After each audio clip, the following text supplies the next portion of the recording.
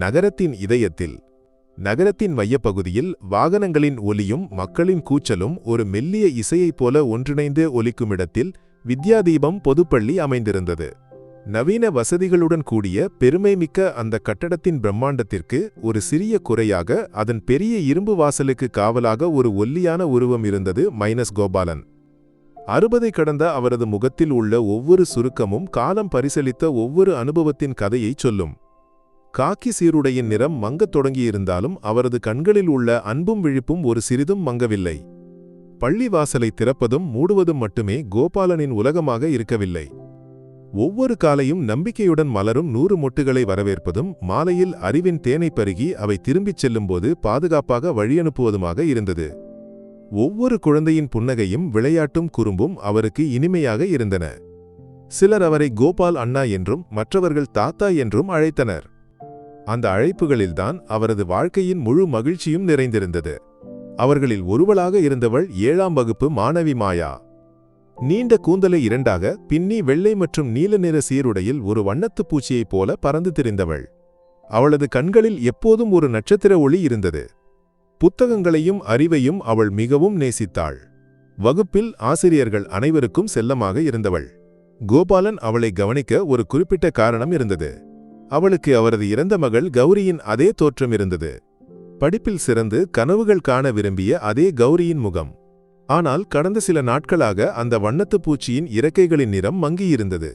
பள்ளி முடிந்தவுடன் தோழிகளுடன் பேசியபடி செல்லும் மாயா இப்போது கூட்டத்திலிருந்து விலகி தனியாக நடக்கிறாள்.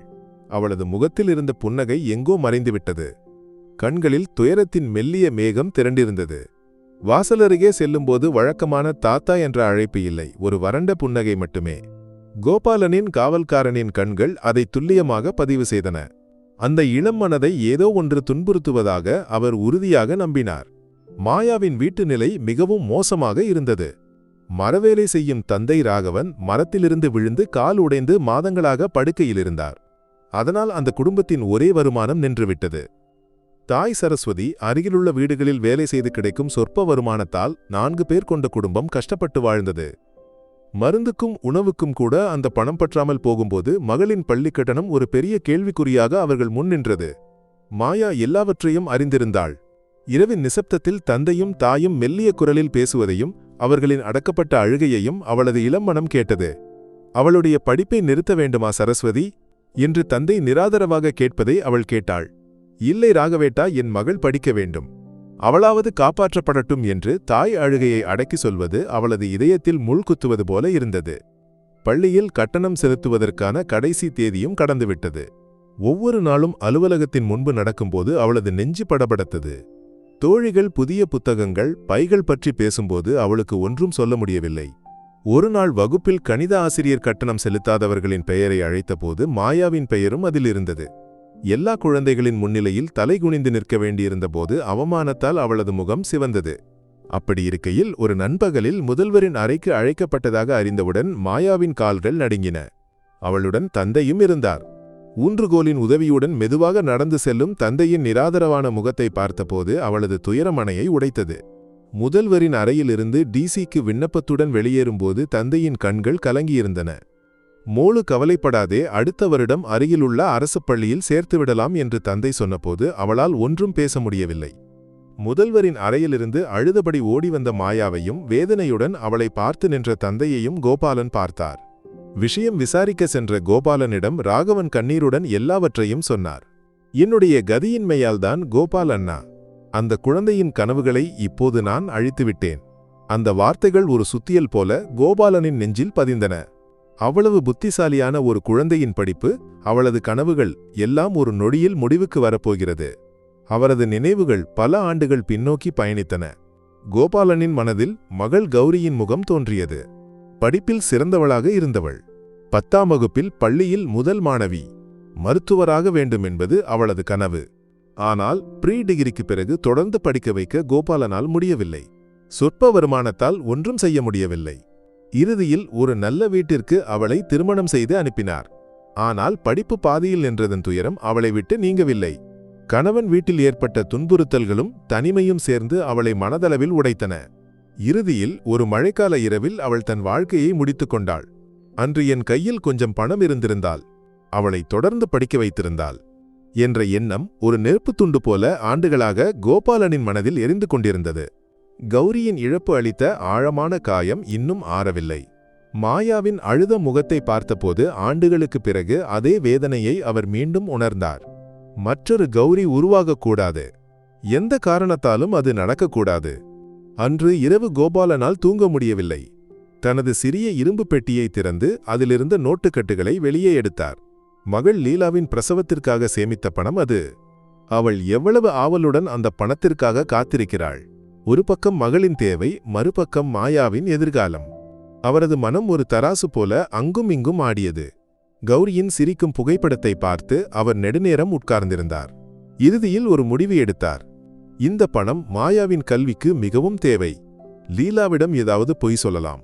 மறுநாள் காலை வழக்கத்தை விட முன்னதாக பள்ளிக்கு வந்த கோபாலன் நேராக அலுவலகத்திற்குச் சென்றார். எழுத்தர் வந்திருந்தார். மாயா என்ற மாணவியின் முழு கட்டணத்தையும் செலுத்த வேண்டும். எவ்வளவு என்று சொல்ல முடியுமா என்று நடுங்கும் குரலில் கேட்டார். எழுத்தர் ஆச்சரியத்துடன் அவரை பார்த்தார். கோபாலண்ணாவா? இதற்கு எதற்கு? அது ஒரு பிரச்சனையும் இல்லை, நான் செலுத்துகிறேன். ஆனால் இதை யாரும் தெரிந்து கொள்ளக்கூடாது. குறிப்பாக அந்த குழந்தையோ அவள் வீட்டாரோ. பள்ளியிலிருந்து உதவி என்றோ வேறு ஏதோ என்றோ சொன்னால் போதும். இது ஒரு வேண்டுகோள். கோபாலன் கைகூப்பினார். அந்த நன்மையின் முன்னெழுத்தரால் மறுக்க முடியவில்லை. அவர் பணத்தை வாங்கி ரசீது கொடுத்தார். அந்த ரசீதை பையில் வைக்கும்போது உலகின் மிகப்பெரிய பொக்கிஷத்தை பெற்ற மகிழ்ச்சி கோபாலனின் மனதில் நிறைந்திருந்தது. 2 நாட்களுக்குப் பிறகு பள்ளிக்கு வந்த மாயாவின் முகத்தில் பழைய பிரகாசம் திரும்பியிருந்தது. முதல்வர் அழைத்து பள்ளி நிர்வாகம் கட்டணத்தை செலுத்தியதாகவும் படிப்பை தொடரலாம் என்றும் தெரிவித்தபோது அவளால் நம்ப முடியவில்லை. மகிழ்ச்சியால் அவளது கண்கள் கலங்கின. அவள் ஓடிச் சென்று வாசலருகே நின்ற கோபாலனிடம் அந்த செய்தியைச் சொன்னாள். எனக்கு படிப்பை நிறுத்த வேண்டாம் தாத்தா. யாரோ என் கட்டணத்தை செலுத்திவிட்டார்கள். அவளது முகத்தில் உள்ள மகிழ்ச்சியை பார்த்தபோது கோபாலனின் கண்களும் கலங்கின. புத்திசாலியாக படிக்க வேண்டும், சரியா என்று அவளது தலையை அன்புடன் தடவினார். வாசலருகே நின்று அவள் தோழிகளுடன் சிரித்தபடி செல்வதை பார்த்தபோது அவர் மனதில் சொன்னார், மோளு கௌரி, உனக்கு கொடுக்க முடியாததை மாயாவுக்கு கொடுத்தேன். நீ மகிழ்ச்சியாக இருக்கிறாய் இல்லையா? மாதங்கள் கடந்தன. பள்ளியின் ஆண்டு விழாவிற்கு ஏற்பாடுகள் தீவிரமாக நடந்தன. பள்ளியின் தலைவரான புலம்பெயர்ந்த தொழிலதிபர் திரு ராஜன் மேனன் விழாக்களை மேற்பார்வையிட நாட்டிற்கு வந்தார். கடின உழைப்பால் வாழ்க்கையில் வெற்றி பெற்றவர் அவர். முன்பு படிக்க பணமில்லாமல் கஷ்டப்பட்ட போது ஒரு ஆசிரியர் அளித்த சிறிய உதவியே அவரது வாழ்க்கையை மாற்றியது. அதனால் கல்விக்கு அவர் மிகுந்த முக்கியத்துவம் கொடுத்தார். பள்ளியின் முன்னேற்றத்தை மதிப்பிடும் கூட்டத்தில் முதல்வர் ஒவ்வொரு விஷயத்தையும் விளக்கினார். பேச்சினிடையில் மாயா என்ற புத்திசாலி மாணவியின் படிப்பு முடங்கியிருக்குமென்றும், ஆனால் ஒரு அனாமதேயர் கட்டணத்தை செலுத்தி அவளுக்கு உதவியதையும் குறிப்பிட்டார். அந்த நிகழ்வு ராஜன் மேனனின் மனதில் பதிந்தது. யார் அந்த அனாமதேயர்? ஒரு சாதாரண பள்ளியின் காவல்காரரின் சம்பளம் எவ்வளவு என்பதை அவரால் ஊகிக்க முடிந்தது. அவர் ரகசியமாக விசாரணையை தொடங்கினார். முதலில் எழுத்தரை சந்தித்தார். அவர் தட்டி கழித்தார். பின்னர் முதல்வரிடம் பேசினார். அவருக்கும் தெளிவான தகவல் இல்லை. சிசிடிவி காட்சிகளை பரிசோதித்தபோது கோபாலன் அலுவலகத்திற்கு வருவதையும் செல்வதையும் பார்த்தார். அது அவரது மனதில் ஒரு சந்தேகமாக இருந்தது. அடுத்த நாள் அவர் பள்ளி முழுவதையும் சுற்றி பார்க்க வெளியேறினார். மாணவர்களுடனும் ஆசிரியர்களுடனும் பேசினார்.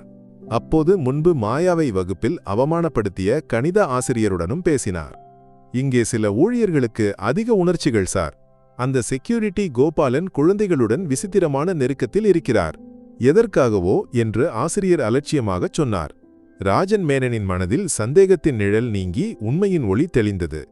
ராஜன் மேனன் கோபாலனை தனது ஏசி அறைக்கு அழைத்தார். அந்த பெரிய மனிதரின் முன் நிற்கும்போது கோபாலனின் கைகால்கள் நடுங்கின. கோபாலன் மாயா என்ற மாணவியை தெரியுமா? மேனன் அமைதியாக கேட்டார். தெரியும் சார், இங்கே படிக்கும் மாணவி. அந்த மாணவியின் கட்டணத்தை செலுத்தியது நீங்களா? கேள்வியை கேட்டவுடன் கோபாலன் அதிர்ந்தார். அவர் உடனடியாக மறுத்தார். ஐயோ, இல்லை சார். நான் ஒரு ஏழை காவல்காரன் தானே. என்னிடம் அவ்வளவு பணம் எப்படி இருக்கும்? ராஜன் மேனன் அவரை அன்புடன் பார்த்தார். கோபாலா, நன்மை செய்வதை ஏன் மறைக்கிறீர்கள்? எனக்கு உண்மை தெரிய வேண்டும். மேனனின் அன்பான விசாரணைக்கு முன் கோபாலனால் தாக்குப்பிடிக்க முடியவில்லை. அவரது கண்கள் கலங்கின. ஆண்டுகளாக மனதில் அடக்கி வைத்திருந்த கௌரியின் நினைவுகளையும் மாயாவை பார்த்தபோது ஏற்பட்ட மன உளைச்சலையும் இறுதியில் கட்டணத்தை செலுத்தியதையும் ஒரு குழந்தையைப் போல அழுதபடி சொன்னார். அதையெல்லாம் கேட்ட ராஜன் மேனனின் கண்களும் ஈரமாயின. ஒரு சாதாரண மனிதனின் அசாதாரண நன்மையின் முன் அந்த கோடீஸ்வரர் ஒரு கணம் மௌனமானார். அவர் எழுந்து வந்து கோபாலனின் தோளில் கை வைத்தார். நீங்கள் ஒரு காவல்காரர் மட்டுமல்ல கோபாலா, நீங்கள் ஒரு மாமனிதர். அவர் தனது காசோலை புத்தகத்தை எடுத்து 1,00,000 ரூபாய்க்கு ஒரு காசோலை எழுதி கோபாலனிடம் நீட்டினார். இது ஒரு பரிசு இல்லை, என் அன்பின் பரிசு. கோபாலன் பணிவுடன் கைகூப்பினார். வேண்டாம் சார், எனக்கு பணம் தேவையில்லை. அந்த குழந்தையின் புன்னகையை பார்த்தபோதே எனக்கு எல்லாம் கிடைத்துவிட்டது. உங்களுக்கு என் மீது இவ்வளவு அன்பு இருந்தால் இந்த பணத்தை கொண்டு இந்த பள்ளியில் ஒரு நிதி தொடங்க வேண்டும்.